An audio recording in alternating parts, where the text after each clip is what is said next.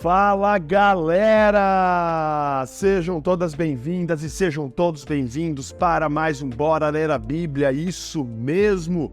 E no episódio de hoje, vamos ler e estudar o penúltimo capítulo de Esther, Esther capítulo 9.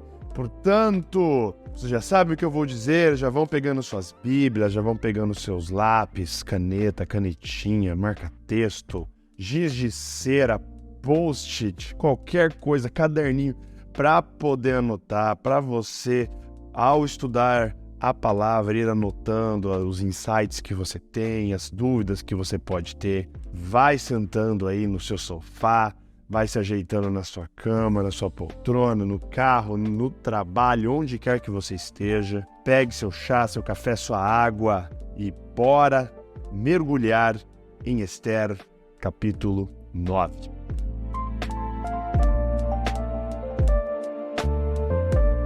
Muito bem, no episódio anterior nós estudamos o capítulo 8 e nós vimos que finalmente, depois de Mardoqueu ter sido colocado na posição de Amã ser executado, ainda restava uma grande barreira, um grande empecilho, que era a revogação do decreto que Xerxes já tinha feito para o extermínio dos judeus.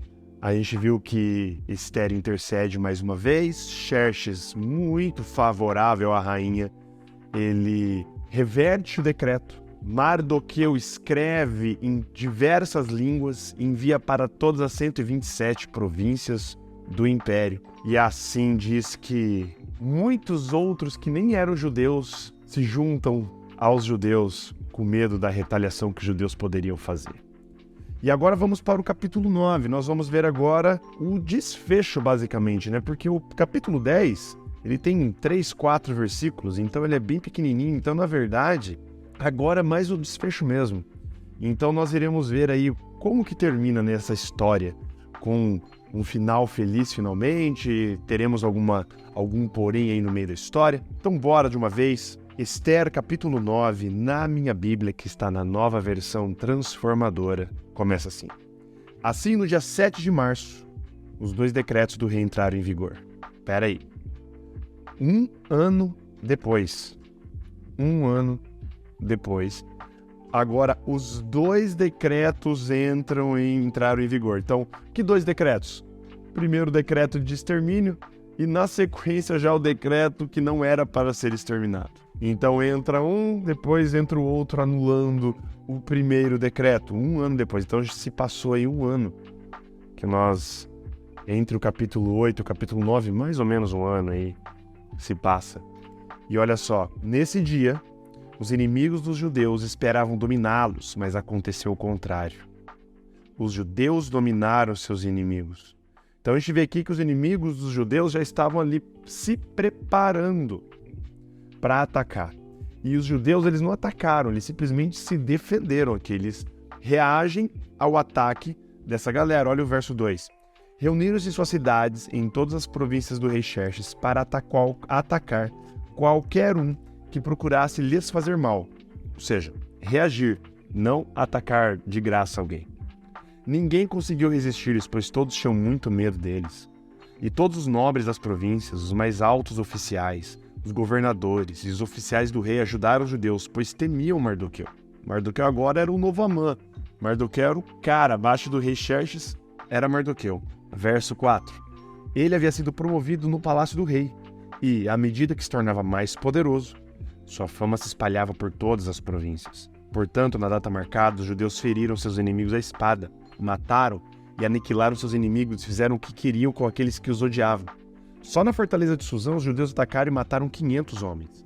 Também mataram Parsandata, Dalfon, Aspata, Porata, Adália, Aridata, Parmasta, Arizai, Aridai e Vaizata, os 10 filhos de Amã. Olha só, os 10 filhos de Amã agora também vão para o espeto.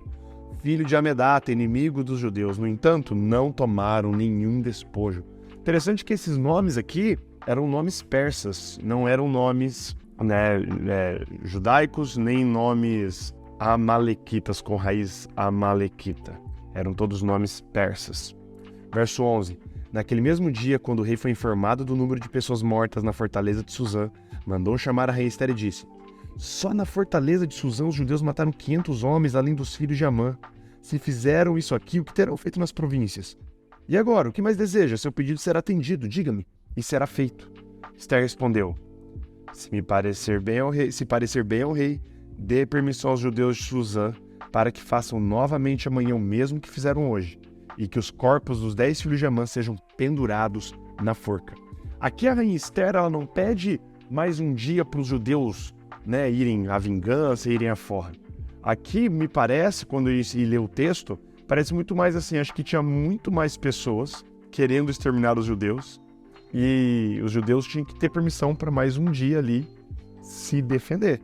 Além do que ela queria que pendurassem os 10 filhos que já tinham sido mortos, os 10 filhos de Amã, na forca. Verso 14, o rei concordou e publicou o decreto em Suzã, e os corpos dos 10 filhos de Amã foram pendurados na forca. Então, no dia 8 de março, os judeus de Suzã se reuniram e mataram 300 homens. Mais uma vez, porém, não tomaram nenhum despojo. Enquanto isso, os outros judeus em todas as províncias do rei haviam se reunido para defender a própria vida. Livraram-se de seus inimigos ao matar 75 mil dos que odiavam os judeus. No entanto, não tomaram nenhum despojo. Esse número aqui, 75 mil, ele é meio controverso. Isso é uma curiosidade também para vocês. Na Septuaginta, que foi a primeira tradução da Bíblia, lá atrás, traz o número de 15 mil. E a tradução do hebraico é possível a leitura de 1075. Então, você vê de 75 mil para 15 mil e talvez a leitura para 1075. Eu fico com um número menor, porque eu não acho que eles mataram 75 mil pessoas. Eu acho que foi um número bem mais reduzido. Eu estava dando uma lida em comentários bíblicos e a maioria dos comentaristas, dos teólogos, eles concordam que o número deveria ser bem menos mesmo. Então, 75 mil aqui foi provavelmente uma confusão de tradução lá atrás. No entanto, de novo, não tomaram nenhum despojo. Verso 17, isso foi feito em todas as províncias no dia 7 de março, e no dia 8 descansaram e comemoraram sua vitória com um dia de festa e alegria. Os judeus de Suzã mataram seus inimigos nos dias 7 e 8 de março, e descansaram no dia 9, fazendo dele um dia de festa e alegria.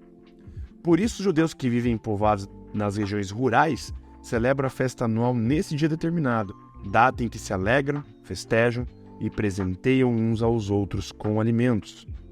Mardoqueu registrou esses acontecimentos e enviou cartas aos judeus em todas as províncias do rei Xerxes, tanto aos de perto como aos de longe, instruindo-os a celebrar uma festa anual nesses 2 dias. Ordenou que celebrassem com festas e alegria, presenteando uns aos outros com alimentos e distribuindo presentes aos pobres. Assim, recordariam a ocasião em que os judeus se livraram de seus inimigos e em que sua tristeza foi transformada em alegria e seu lamento em dia de festa. Os judeus aceitaram a orientação de Mardoqueu e adotaram esse costume anual. Amã, filho de Amedata ou Agagita, inimigo dos judeus, havia tramado destruí-los numa data determinada pelo lançamento de sortes, chamadas Purim. Mas, quando Esther foi à presença do rei, ele publicou um decreto que fez o plano perverso de Amã se voltar contra ele, e Amã e seus filhos foram pendurados numa forca. Por isso, essa comemoração se chama Purim, palavra que se usava antigamente para lançar sortes. Olha só, aqui é o autor explicando literalmente o porquê do livro e o porquê do nome da festa. Assim, por causa da carta de Mardoqueu e daquilo que lhes havia acontecido, os judeus em todo o reino concordaram em dar início a essa tradição e transmiti-la a seus descendentes, a todos que se tornassem judeus. Declararam que não deixariam de celebrar anualmente esses 2 dias na data determinada. Esses dias seriam lembrados e comemorados de geração em geração, por todas as famílias, em todas as províncias e cidades do Império. A festa de Purim jamais deixaria de ser celebrada pelos judeus, nem a lembrança do que havia acontecido se apagaria entre seus descendentes. Então, a rainha Esther, filha de Abiail, e o judeu Mardoqueu escreveram outra carta, com toda a autoridade, para confirmar a carta de Mardoqueu e estabelecer a festa de Purim. Enviaram cartas a todos os judeus das 127 províncias do Império de Xerxes, desejando-lhes paz e segurança. Essas cartas estabeleciam a festa de Purim, uma celebração anual desses dias na data determinada, conforme decretado tanto pelo judeu Mardoqueu como pela rainha Esther. O povo resolveu celebrar essa festa, assim como haviam estabelecido para si e seus descendentes, os tempos de jejum e de lamentação. Assim o decreto de Ester confirmou as orientações para a festa de Purim e tudo foi escrito nos registros. Terminamos assim o capítulo 9 com a gente vê aí os judeus se defendendo, um dia de matança no dia 7, um dia de descanso no dia 8, com exceção da cidadela de Suzã, que foram 2 dias de matança e o dia 9 de março foi o dia de descanso deles, de festa. E aí eles fazem um decreto, Mardoqueu redige e é chancelado pela rainha Ester, que a partir daquele dia seria comemorado todos os anos em memória do livramento dos judeus. E os judeus ao redor do mundo, até o dia de hoje, comemoram o Purim. Até os dias de hoje.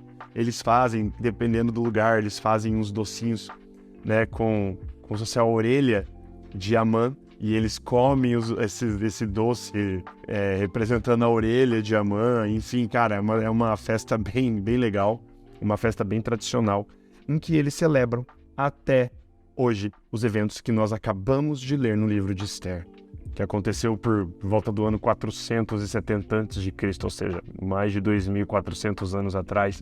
Os judeus celebram essa festa até hoje. E isso mostra a importância de se lembrar. Acho que a grande lição desse capítulo e basicamente do livro todo é essa importância do se lembrar. Sabe, quando a gente se lembra, quando a gente olha para trás e vê o livramento de Deus, a gente coloca a nossa vida em perspectiva, e isso é muito importante. Quando a gente olha para trás, talvez hoje você esteja passando por alguma coisa que você acha que Deus te abandonou, que Deus não cuida de você, que Deus não existe e tudo mais. Quando você para um tempo, analisa memórias, coisas que já aconteceram, que ficaram para trás, essa memória ela coloca em perspectiva o que você está passando agora. Te faz relembrar de coisas, de livramentos de Deus, da presença de Deus. E é muito importante nós termos esses monumentos, entre aspas, no tempo, e memoriais para a gente colocar tudo em perspectiva, para a gente não se perder. Se a gente não tem algo para olhar para trás, o nosso futuro fica completamente incerto. E a gente já viu, eu já falei aqui diversas vezes, que a nossa fé, e a fé bíblica, ela é baseada no se lembrar, no constante se lembrar.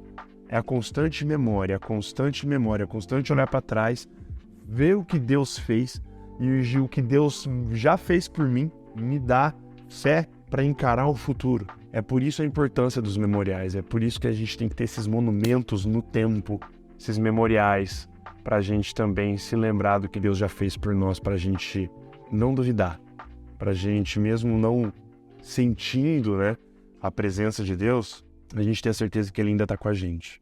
E aí terminamos o capítulo 9, falta só mais um capítulo curtíssimo, você vai ver, o próximo episódio vai durar 5 minutinhos, mas enfim, estamos chegando aí no penúltimo, então, capítulo de Ester.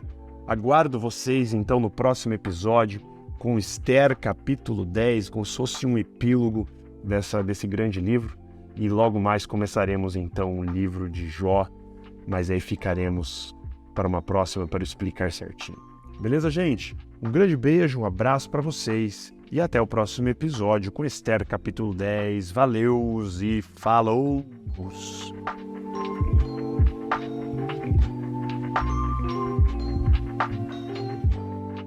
Fala galera, aqui é o Pastor Gustavo com um pedido muito especial para você. Se você está ouvindo esse podcast, está ouvindo Bora Ler a Bíblia, quer dizer que você gosta do que está ouvindo.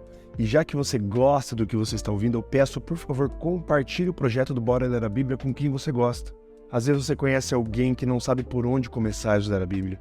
Às vezes você conhece alguém que já desistiu de ler a Bíblia e não sabe como voltar e está precisando retomar o hábito da leitura. Enfim, o que eu peço para vocês é compartilhe esse projeto. Nós estamos nas principais plataformas de streamings. Estamos no Spotify, no Deezer, no Apple Podcasts, no Amazon Music, enfim, para você não perder nenhum episódio. Então, compartilhe, fale do projeto, divulgue nas suas redes sociais e bora todo mundo junto crescer lendo a palavra de Deus. Bora ler a Bíblia, bora